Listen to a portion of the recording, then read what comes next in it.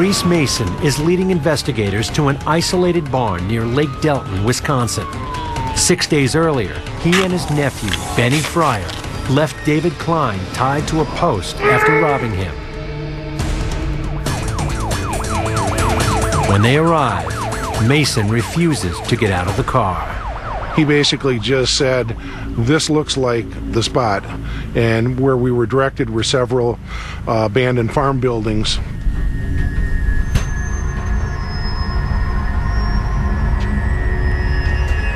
There he is.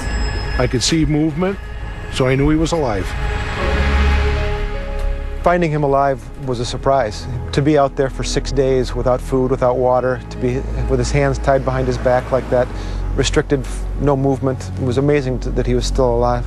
But David Klein has not survived his ordeal unscathed. Duct tape cut off blood circulation to his hands.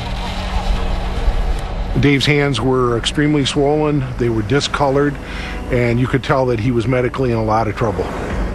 For David's wife, June, there's huge relief, and then concern. Police had called me and told me they had found David and he was alive. At the hospital, I saw his hands were in very bad shape and I didn't think he was going to make it. Doctors break the news. David needs both his hands amputated.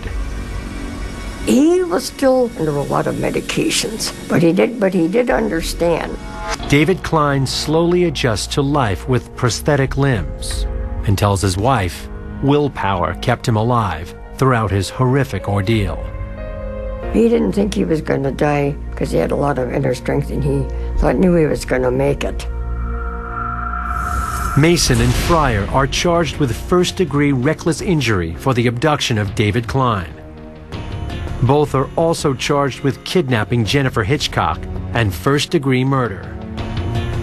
For killing taxi driver John Romberg, Maurice Mason faces another charge of first-degree murder. Throughout the investigation, Mason continues to talk to detectives. They press him on why Jennifer was killed. So Mason told me there were a couple of reasons why Jennifer had to die, and that was the term he used. She had to die. Robbing Dave Klein, which he thought was going to ultimately be a homicide, and then killing the cab driver. She was a witness to that. That was of concern to him, and she had to go. She had to die so that she wouldn't be a witness against him. But the main reason he murdered Jennifer was to ensure that she would always be his girl, and his alone. A young woman he'd loved, tormented,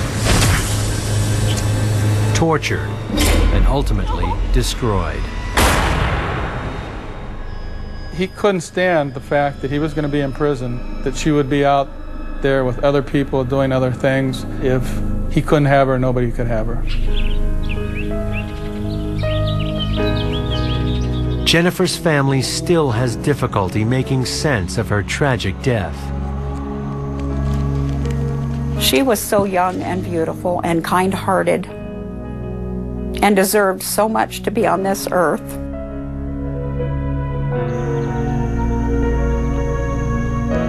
And her life was taken way too young. Maurice Mason pleads guilty to all charges and receives consecutive life sentences for the murders of Jennifer Hitchcock and John Romberg. He gets an additional 50 years in prison for the abduction of David Klein. Klein did survive, but he lost both his hands to amputation. And when he showed up at Mason's sentencing hearing, Mason turns around and looks at Klein and says, "If I had known you were going to survive, I would have just shot you." Another indicator of what a cold-hearted person this is. What he's doing is trying to reassert his dominance over Klein, to show publicly that he still had power over Klein. Mason says this in open court because he cannot publicly acknowledge that Klein was actually tougher than Mason is for surviving such a terrible ordeal. Mason's nephew, Benny Fryer, also pleads guilty and is sentenced to 40 years in prison for the murder of Jennifer Hitchcock and the abduction of David Klein. It was really obvious to the people who prosecuted this case, and the judge as well, that Fryer was kind of the underling of Mason. And I think that played a role in how this was adjudicated. In 2010, David Klein dies from a stroke, but had not let hatred dominate his life. Surprisingly, David didn't show real bitterness toward the people that had done this to him. He was sorry that it had happened. It definitely changed his life, but he didn't show the type of resentment that a person might tend to show under the circumstances and how deeply he'd been damaged. Ben and Mason did have a perfect wicked attraction.